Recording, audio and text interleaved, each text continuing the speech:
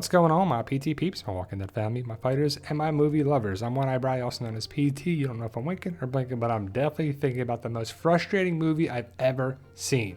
It's called I Care a Lot on Netflix. Spoiler warning for the movie. We're going to talk about it, break it down, rant about it. If you've seen it, you know what I'm talking about. Well, maybe you like it. I don't know, but ultimately, it's a 2-hour long movie that is probably half an hour too long. And let's just break it down for you a little bit. So this lady, Marla, she is a court-appointed guardian to a lot of elderly people. Sounds like a great person, right? Well, her and her girlfriend are terrible. They kind of played the system, and they know how to get court-appointed access and control over elderly people. And I've seen this lady in a couple things. I've seen her in this movie and Gone Girl, and she does a great job. She's a great actress, but the parts that she plays are frustrating. It's like, right? So she has all these people. They're called wards, and it's a lot of people, and it's basically a money-making business. She takes control of bank accounts, decisions, puts people in homes, blocks out their loved ones, their family members, their children of the elderly. And it's frustrating because you're like, that's not nice. That's not good. So we're basically following a villain in the movie. And the doctor is played by Alicia Witt, the chick that's in a bunch of different things, but she was on The Walking Dead as one of the saviors. And it was just interesting because she is basically helping our main character, the villain, take control over people that she doesn't deserve to take control over. She marks people down as having dementia and stuff that doesn't look to be true. So the doctor is helping our villain, and the court is just following what the doctor's saying. So she's got a nice scheme going. And this is from The Walking Dead, not from I Care a Lot. It's just the same actress. Now, like I said, Marla comes across, she loses one of her wards and gets access to another one. This lady right here.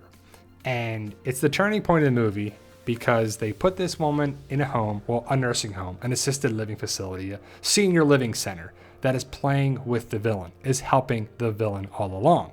And it turns out that this woman is connected to the Russian mafia.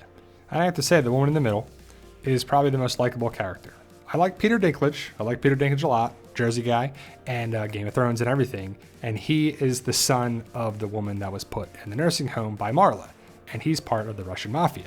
And Marla is in trouble, but Peter Dinklage has to stay away from things and stay out of it, so he has to hide because he's in the mafia and stuff like that. But Marla is not backing down. They send a lawyer to go talk to her, and she's not, backing down.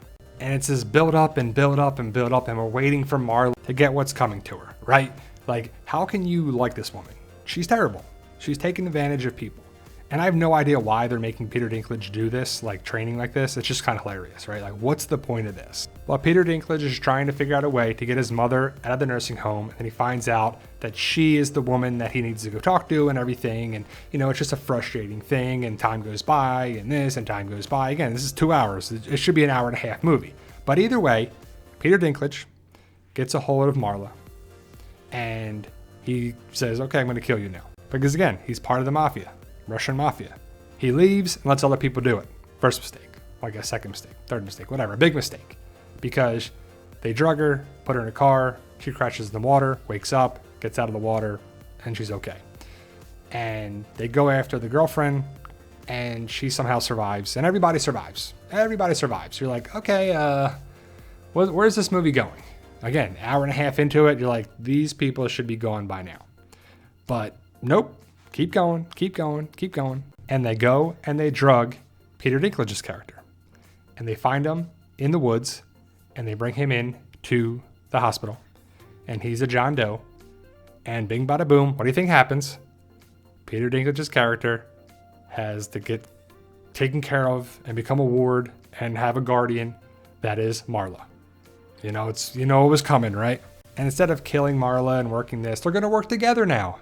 Peter Dinklage is like, look, let's go into business.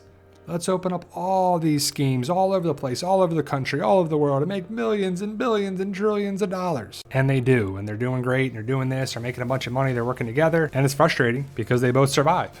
The villains win, right? But the guy at the beginning, who we find out that Marla took advantage of with his mother, the mom ended up dying, he never got to see her, He ends up shooting Marla, and Marla dies, and that's the end of the movie. But it's just not satisfying enough what happens to her. And I don't know who thought this was a good idea or what the movie's trying to be.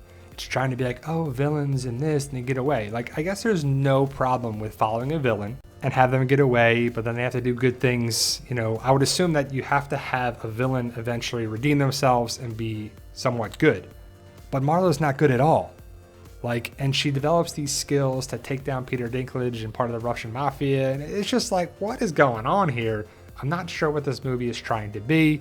It's trying to do too much. But let me know your thoughts. Post your comments below. Is it the most frustrating movie ever? I think so. Thank you guys, and tell them Daryl.